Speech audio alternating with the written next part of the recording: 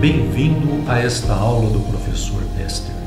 Deixe seu like, inscreva-se, ative as notificações. Único de 100 microsegundos é aplicado no circuito abaixo. Significa único, porque ele só é aplicado uma vez. Não é aquela sequência de degrau, né? Apenas esse. Então está sendo aplicado nesse circuito aqui que a gente chama de integrador. Eu já expliquei por que nós chamamos de integrador. O que está sendo pedido aqui para calcular a tensão que o capacitor terá quando carregado, se ele carregar, né? Claro que ele vai carregar, mas quando que ele vai carregar? Será que ele vai carregar? A constante de tempo aqui do circuito vai... Em quais situações aqui dessa que nós vimos são basicamente 4 situações possíveis, ou melhor, que eu tenho aquela, que tem mais situações, né? São situações em que eu vou ter que saber a constante de tempo do circuito. Mas vamos calcular, né? Qual o tempo de descarga do capacitor, agora considerando que existe uma resistência interna aqui nesta fonte, 50 ohms.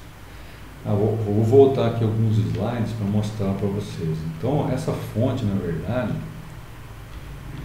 a gente viu aqui, representou aqui essa borda de descida como uma chave fechada, tá vendo? Resistência zero, né? Resistência zero. Mas isso não acontece na prática. Quando eu tenho uma fonte desse tipo, quando ela passa aqui por esse processo de borda de descida, ela tem uma resistência interna. Toda fonte tem uma resistência interna. Certo? Então eu preciso considerar essa resistência interna aqui no processo de descarga do capacitor, porque ela está em série com esta resistência. Certo? Está em série com outro resistor. É um resistor com uma resistência interna. Então, voltando aqui, lembrar disso agora quando a gente for fazer o processo de descarga. Tem que considerar esse valor. E por fim aqui, esboçar a forma de onda na tensão do capacitor. A gente consegue fazer um esboço. Aqui vai aparecer bonitinho, né? Mas você for pedido para você fazer à mão, faça um esboço, coloque os valores principais, valor da amplitude máxima, coloque lá o valor de 5 tal, porque agora dá para calcular o valor de 5 tal. Né? Então, são valores que você pode colocar no seu esboço. Vamos lá para a letra A, a tensão que o capacitor terá quando carregado. Olha, a primeira coisa desses circuitos é calcular a constante de tempo, tal, produto da resistência pela capacitância. Veja, é importante usar as unidades corretas. Aqui eu usei microfarad, mas para você não errar de forma alguma, passe isso aqui para farad e passe isso aqui para ohms. Aí você faz esse produto tranquilo e vai ter o resultado em segundo. Tá? Aqui eu já fiz a conta e já coloquei o resultado em micro, porque na verdade deu 0,0000001 segundos, que é 100 microsegundos. Então eu já coloquei aqui em micro, tá? Microsegundos. Bom, uma vez calculada a constante de tempo, o que significa isso? Essa constante de tempo é que se eu multiplicar por 5, 500 microsegundos, vai ser o tempo que esse capacitor demora para se carregar completamente, 500 microsegundos. Agora, aqui eu já tenho uma constatação, né? Puxa vida, 500 microsegundos é bem maior do que 100, né? Então quer dizer que esse pulso, esse degrau aqui, ele não é suficiente para que o capacitor atinja a carga máxima que ele poderia obter. Precisaria de 500 microsegundos para se carregar. Mas a largura desse degrau é só 100.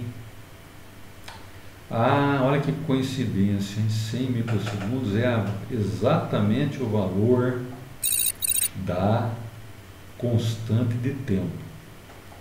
Então, se eu voltar naquele gráfico que eu mostrei para vocês, ó, quando a largura do pulso é igual à constante de tempo, a tensão do capacitor ela chega somente a 63% do valor máximo. 6,3 dividido por 10 vezes 100 dá 63%. Então, veja, 63%. Quando a largura de pulso é aproximadamente igual à constante de tempo, no caso aqui é exatamente igual, então a tensão nos terminais do capacitor no máximo vai chegar a 63% da amplitude máxima do degrau aplicado. No caso aqui, a amplitude do degrau é 10 volts. Portanto, 63% de 10 é 6,3 volts. Essa é a resposta da letra A, tensão que o capacitor terá quando carregado. Então, ele está carregado? Sim, mas não está com a carga máxima possível que ele pode obter. Mas ele está carregado, aqui nesse ponto. Ok? Muito bem. Vamos então para a letra B. Olha aí a letra B. Nós estamos pedindo o quê? O tempo de descarga do capacitor. Considerando que a resistência interna da fonte é 50 ohms, quanto tempo ele demora para se descarregar? Eu vou usar essa equação aqui, ó. Ah, essa equação é importantíssima, então eu vou usá-la. Aí veja, a resistência interna da fonte é 50 ohms. Mas olha o valor dessa resistência aqui. 100.000 ohms. Então, a resistência interna é muito menor do que essa resistência aqui, né, do valor dessa resistência. Muito, mas muito menor. Então eu posso até desprezá-la nesse caso, tá? Eu vou considerar só essa resistência aqui. Então, se eu considerar só essa resistência, qual é o tempo de descarga do capacitor? 500 microsegundos, é o 5 tal. Ah, mas como assim, professor? Olha, pensa bem. Depois que ele se carregou, esse pulso aqui, ele vai para zero, e não volta mais, ele vai permanecer em zero. Então, dá tempo do capacitor se descarregar completamente. E para se descarregar completamente, ele demora 5 tal. Olha aí que legal, 500 microsegundos. Certo? Então, essa é a ideia. É preciso analisar a situação, né? Isso aqui não é uma coisa que se enxerga facilmente. Mas se você pensar que esse degrau está dado no problema lá, que ele acontece uma única vez, daqui para frente eu não tenho mais possibilidade de carregar o capacitor. Então ele tem o tempo que precisar para descarregar. Só que eu considero sempre 5 tal a descarga completa do capacitor. 5 tal é 5 vezes a constante de tempo, que dá 500 microsegundos. Beleza? Muito bem, muito bem. Por fim, a última questão aqui pede para esboçar a forma de onda, né, da tensão no capacitor. Então, como eu disse para você, não dá para fazer uma coisa perfeita à mão. Mas dá para a gente colocar alguns valores aqui. A gente sabe que a curva é mais ou menos assim, a curva de carga, e que a de descarga depois é mais ou menos assim. Esse tempo aqui eu sei, está dado. O tempo da largura do degrau. E essa tensão que eu também sei porque eu calculei. Então eu posso colocar aqui em 10 100 microsegundos, a tensão atinge 6,3 volts. Beleza? Aí dá para traçar, fazer um esboço da carga e descarga do capacitor. Isso aqui é um esboço.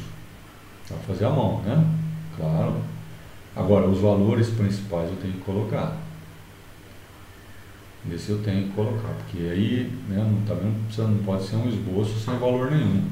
Os valores que eu tenho condições de colocar a partir dos dados do programa e do que eu calculei, daí eu indico. Show de bola? Gostou da aula? Deixe seu like, inscreva-se, veja essas duas sugestões para aprimorar ainda mais os seus conhecimentos.